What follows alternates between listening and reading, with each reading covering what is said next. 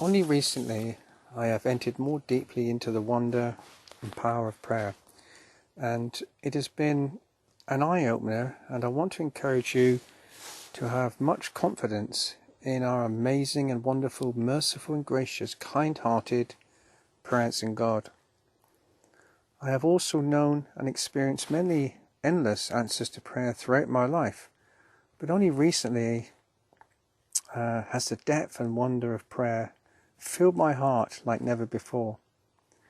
When we come to God in a very serious and fervent prayer-born attitude out of distress of heart by some circumstances that have come upon us, either suddenly or gradually, he bows his ear to us in a wonderful way and whispers into the heart of man, "I have heard your prayer." It is too wonderful, too amazing, too glorious to put into words the way that God, my God, our God, hears us and moves the whole course of nature, time and space to deliver us from a situation that has burdened our earthly being. "What is man that you are mindful of him?" the psalmist said. Who am I that the God, the mighty God of all time and space, should listen to me and set me free from my worries and fears and troubles, the concerns, and clothe me with peace and rest while the storm rages outside? This is our God, who is full of tender mercy and compassion and understanding. This is our God who delights to help us during our distresses, the one who wants us to come to him in our troubles and call upon him in our distresses. He is God, our Father, whose heart is large and great towards his feeble children. Just as an earthly father delights to have his children ask for help and find comfort from him, so does our Father in heaven delight when we come to him for help and rest. There are many accounts of different folks in the Bible, men and women, being distressed and finding relief and deliverance through prayer. Yet the one I want to focus on in this particular message is of Queen Esther and her uncle Mordecai.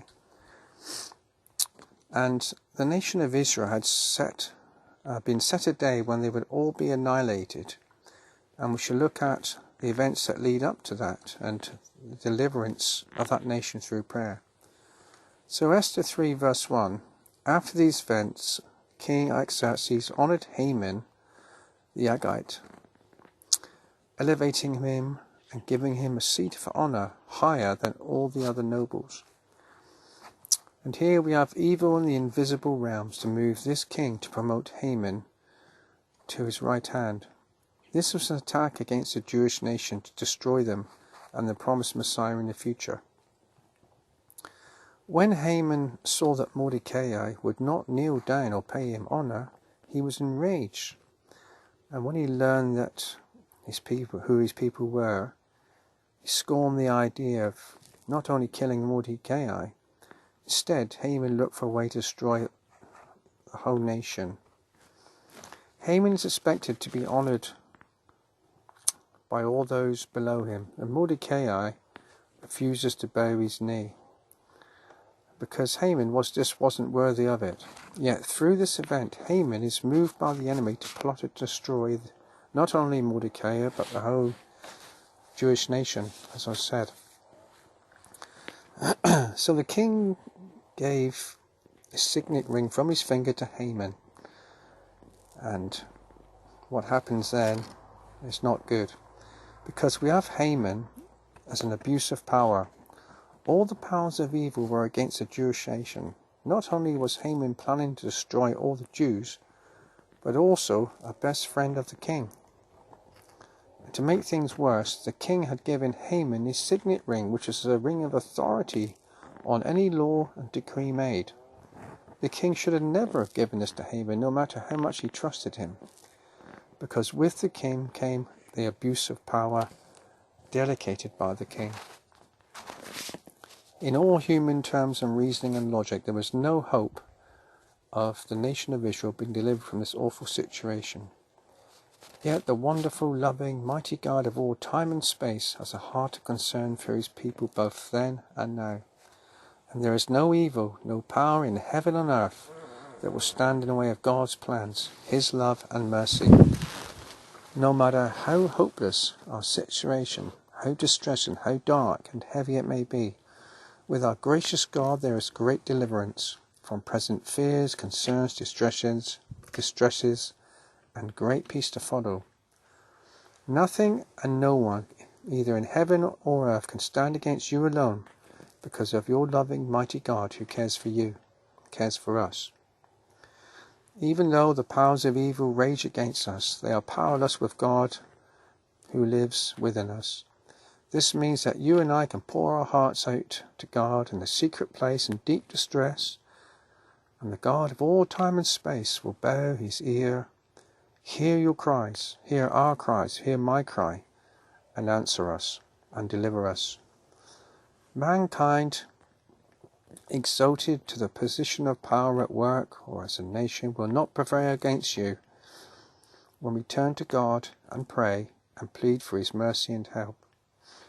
The greatest deliverance is first from the fear, the distress, the unrest, the anxiety that we may feel at the time. Peace and tranquility, calm, will prevail in any situation.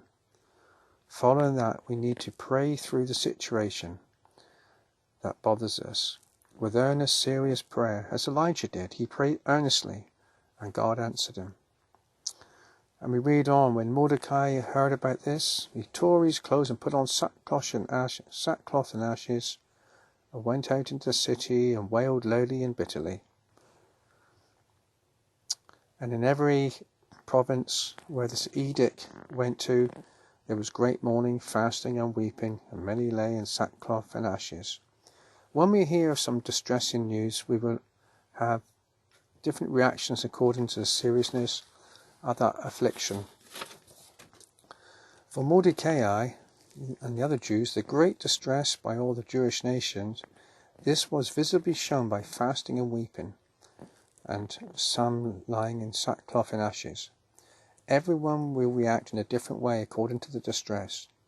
At times there may be a need for fasting or serious prayer, when you enter that special place of prayer and stay there for a long while until relief is found. The great distress produced a great pouring out of national prayer, and Queen Esther in verse 15 said, "Send this reply to Mordecai, go gather all the Jews and Susa and fast from me, don't eat or drink for 3 days, night or day, and I will go to the king, and if I perish, I perish." The whole nation had a national 3 days of prayer and fasting because of the great threat, and needed a great response. In this time of distress, they were showing to God how much they needed him and deliverance from the national disaster hanging over them. For us also, it's a benchmark requirement, the combination of prayer and fasting, or prayer alone, and hearts pouring out tears and distress. This is what is needed. It is up to each individual to decide what is needed in any given situation. For most of us, it will be a time or serious times of most serious, earnest prayer. In my times of greatest distress, I have found relief and deliverance, peace and strength and hope through these very serious and earnest times of prayer. The God of all mercy is still the God who answers prayer in a wonderful, amazing and glorious ways, as he did throughout the years gone by since man first called upon him. And we read many biographies of people who prayed with great fervour and were delivered. They prayed and found peace, deliverance, and saw the gracious, merciful character of God towards feeble man. The God of all time and space bows his ear to the cries of one person in distress and trouble, to the one person who feels shame or guilt of the past or present failings, the one whom people will not care about or be concerned about. Yes, God, the mighty God, is endlessly overflowing, loving heart towards us. He wants to answer. He wants to be involved in our lives to show us how good he is. If only we would only grasp the magnitude and wonder of it, surely we would spend so much more time alone in prayer with him. Prayer has changed the course of mankind's history. Prayer has changed the course of individuals' life, lost or to found. Prayer has changed a boy into a man, a girl into a woman in the prayer realms. It has brought mortal man very close to the immortal, eternal, everlasting God. Prayer has conquered the vast invisible powers dwelling in the heavens above. It has set the captives free. It has obtained blessings for the petitioner and the one being prayed for. And again, Esther, since Mordecai, before whom your downfall has started. Often when we pray in a serious manner, the Lord grants us glimmers of hope and light of encouragement to help us ask more and press deeper in prayer. Things will happen that give us a tentative encouragement that God is doing or going to act according to what we've been asking for. Haman's downfall began